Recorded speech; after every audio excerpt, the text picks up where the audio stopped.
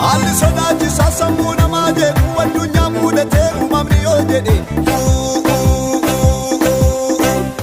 Karabi tamirgan waran sibayate saduri cala jallini hammate biyo jede Tole nagaa waaqayyoo waaqa jiraataa isiniif haa baay'atu washama harka fuunii akkam jirtu kabajamtoota fi jaalatamtoota hordoftoota heetu shoo egaa arras akkuma guyyoota darbanii seenaa namootaa jireenya isaanii keessatti bara dargaggummaa isaaniitis ta'ee bara jireenya isaanii guutummaatti mana waaqayyoo keessatti dabarsaniif akkasuma fakkeenyummaa gaarii fi waan gaarii irraa baranna seenaa isaan keessa darban akkamittiin immoo karaa waaqayyoo dhufan namoota jiru namootan ofii kiyyaa daawwadhee yaada isaanii irraa hubadhe isiniif illee immoo barumsa ta'a jedhee yaadu qabadhe isiniif yaadatiin jira. Egaa faarfataa Abrahaam Tarree namni wallaalee hin jiru faarfannaa isaatiin namni hin eebbifamin hin jiru jechuudha. Egaa seenaa isaa gabaabsinee wal wajjin kan ilaallu.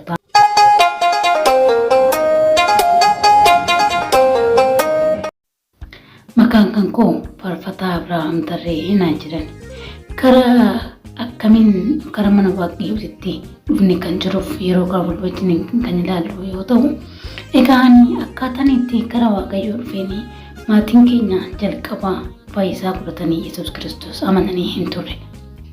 Amantiin kunis biyya keenya keessatti baratamaa miti. Egaa abbaan kan koo ijoollee hangafoota kiyya warroota ta'an kan godhatanii qaba. Ijoolleen isaa inni jalqaba dhalates dhukkubsatee waan tureef inni lammataatis akkasuma inni dhukkubsate.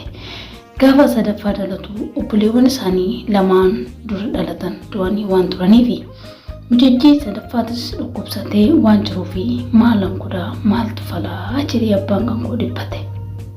Egaa wanti godhus hin jiru isaan qaallicha gabbaraa turan waan ta'eef.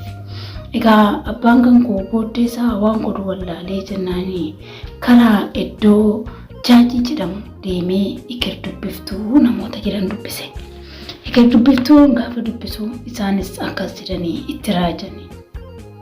Egaa ati irmaa rakkoo isaa gaafa itti himateetu jiru siifi ijoolleen kan kee kasiif guddatan ijoollee tokko qofa. Ilma keetiifis ta'ee intala keetiifis namni guddatu nama tokko qofa.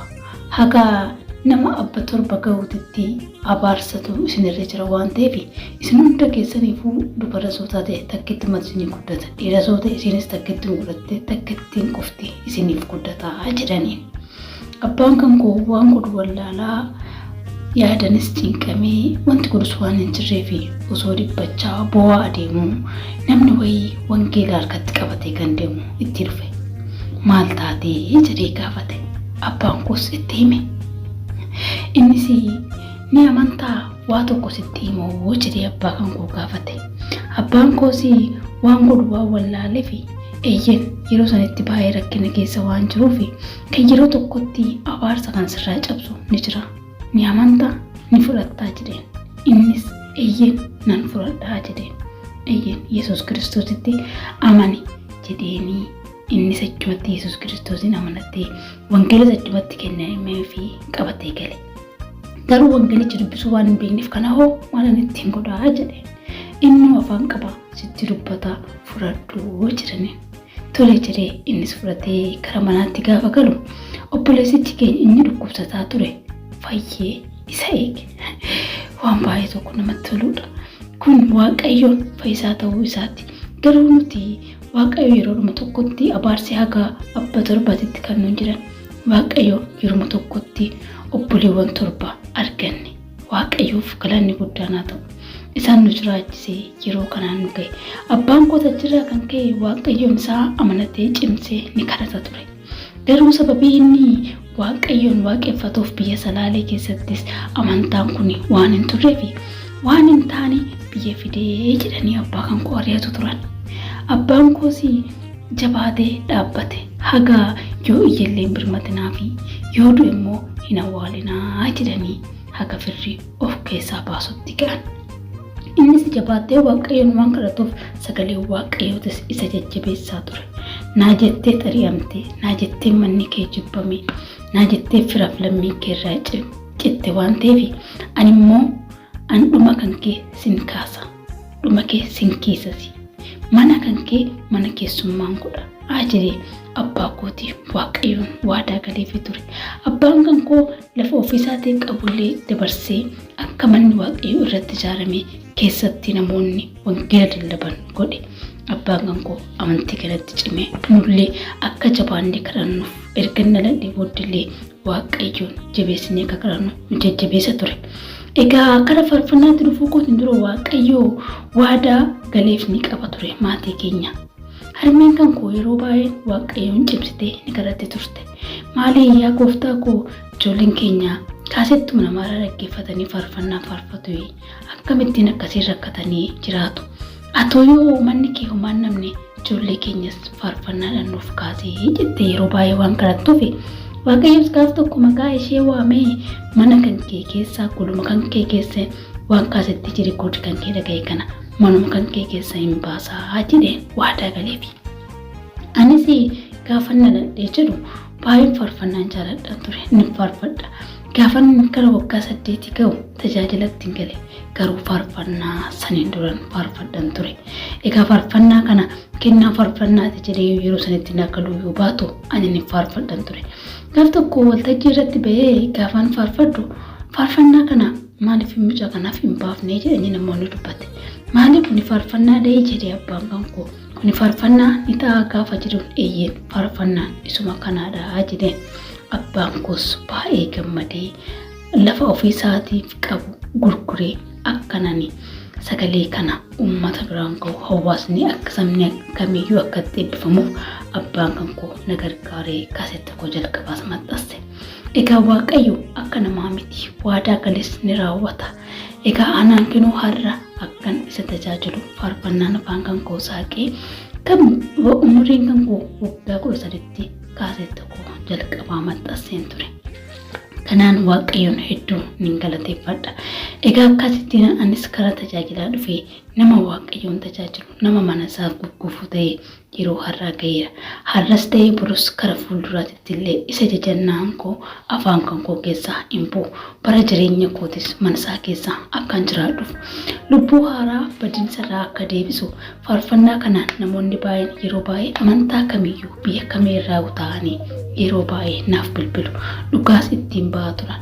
Egaa anis biyya lafaa kanarratti waaqayyo numa sagalee godhatee fayyadamee saba isaa fayyifatee dhaggeessifata waan ta'eef nus waaqayyoon tajaajilu waan karaan jireenyatis ifnis isa qofa malee waan hin jirreef egaa nus isa dhugaa ta'e Yesuus Kiristoos isaan lallabaa jira. Namoonni baay'een yeroo baay'ee faarfannaa gaafa dhaggeeffatan itti bohaaruu yookiin yeroo sanitti dabarfachuu gaafa konferensiis waamamanii haga tajaajilaan tokko yookaan isa kan taa'atti ceesisa godhatuudhaaf yeroo baay'ee fayyadamu. Garuu akkasii miti. Faarfannaan mataan isaa sagalee of danda'edha. Faarfannaa sun hidhaa hiika.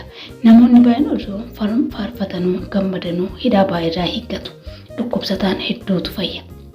Kanaafuu faarfannaa sagalee waaqayyoo keessa isa tokko godhatee namoonni baay'een dhaggeeffatamuu qaba. Yeroo ijoollummaatti yeroo ijoolleen kennaan kennamuufi namoota illee ofitti qabanii simachuun baay'ee barbaachisaadha. Anis maaliifin jedhe wanta akkasii na mudate waan tureef ijoollummaa kootti gaafan tajaajilaaf waamameetu jiru abbaan kan koo ni badda waan ta'eef madarakii kanarra taa'ee asirraa hin ka'inii naan jedhe. Garuu namoonni na waaman qofan na beeka waan ta'eef tajaajilaan tokko gaafa dhufu teessoon gubbaa jiru 4 waan tureef ati maaliifin as teessa asii ka'ii naan jedhe. Anis waamamee waan jiruuf teessoon kun kan gubbaa'eef isaan keessaaf anaadha. Anis caluma jedheen teessoo itti aanutti darbe. Ammas natti siqee maal gootaa asii ka'ii naan jedhe. Ammas jalumaan sadaffaatti darbe. Ammas natti siqee ka'ii naan jedhe. Garuu ani waamichaafin kanan achi dhufe. Garuu booddee yeroo faarfannaa yeroo faarfataarraa faarfannaa dhaggeeffannu jedhani haga dhumaatti afaan qabatee akka na laalaa ture namoonni dhugaanatti bahu. Kanaafuu ijoolleen kennaan kennamee fi sagalee waaqayyoo kana lallabuudhaaf jedhaniif iddoo kennuun baay'ee barbaachisaadha.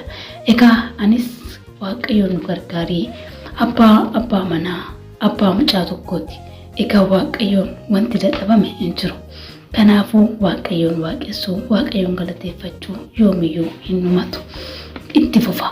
Egaa sagantaa har'aaf isiniif qabadhee isiniif dhiyaadhee seenaan obboleessa keenya Faarfataa Abrahaam Tarree gabaabumatti kana fakkaata. Egaa namoonni kun fakkeenyummaa guddaa nuuf ta'an keessumaa warroota amantaa kiristaanaa biratti fudhatama guddaa akkasuma hawaasa biratti illee jaalatamtii guddaa namoota qabanii egaa hojiin isaanii kan nama boonsan namoota baay'ee gara mana waaqayyootti kan fidan nus immoo isaanirraa bu'aan guddaa tokko kan dhagaatu guddanne akkasumas faarfannaa isaaniitiin eebbifamaa kan guddanne waaqayyo malee baraaf jireenya isaanii haa eebbisuuf jecha egaa maatii kanaan horaa baay'eedha jechaanii egaa guyyaa biroo seenaa nama biroo qabadhee waan isiniif dhiyaaduuf hagasitti turtii gaarii qabaadhaa jenneen jecha namoonni haga ammaa turtii dhaggeeffattan guddaa galatoomaa namoonni YouTube kana baaraatan immoo asuma illee subscribe gochuun dagatanaa isiniin jecha haga guyyoo biraa wal agarruutti turtii gaarii.